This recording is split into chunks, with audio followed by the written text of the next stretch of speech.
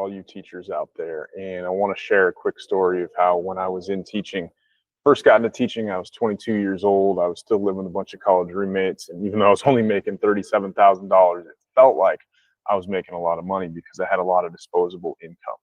Fast forward 10 years later, 2017, now I'm married.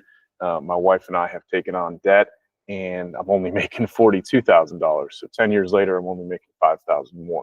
But it's time to start making more money. And I went back to college, got my master's degree in educational technology, but even that would only pay me an extra $2,700 a year. And I know so many of you teachers out there are feeling that crunch because prices have gone up, groceries have gone up, rent has gone up, insurance has gone up, gas has gone up. Every price for pretty much everything has gone up, but teacher salaries are barely going up, if at all. And a lot of teachers are out there looking for a second job, a third job, working at grocery stores, working at theme parks, doing Uber on the side. And while I respect the hustle, you shouldn't have to spend all of your extra hours working and away from your family and your hobbies. And so one thing that crossed my mind during the pandemic when I was teaching was that I was creating all these digital lessons and all these digital content. And I had somewhere between 210 and 240 students that I was teaching during the pandemic. They were at home, I was at home, but all of them were within a 5-10 mile radius. And I was putting together all these digital lessons, creating videos, creating interactive activities for them to do. And what I realized was it would take me the same amount of effort to create this content for 200 students or for 2 million students.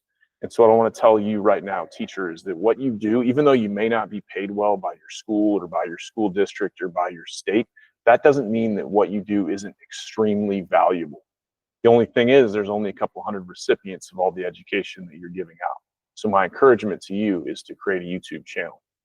Create ways of making content and putting all of the things that you're an expert at out there online. My YouTube channel by no means is a wild success. I'm not viral, but I taught a lot of things to a lot of students over a lot of years. And I don't want that knowledge to just stay in the classroom. And then I was able to teach a lot of teachers a lot of things about teaching, whether it was tech hacks or whether it was skills and strategies for engaging students. And now by putting that out online, I get to help students, I get to help teachers, I get to serve people around the world. And through the comments, people give me ideas back, and that brings more ideas. I want to tell you is that what you teach and what you do and the knowledge you have is extremely valuable, but you're holding it inside of your classroom.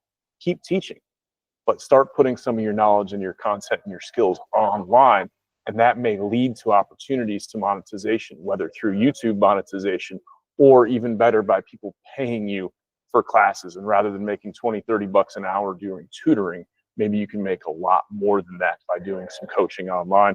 There are endless opportunities. There are millions of people around the world that probably want to learn what you already know, but they don't know that you exist. So put yourself out there. Somebody might criticize you, but as Myron Golden says, they're going to criticize you anyway.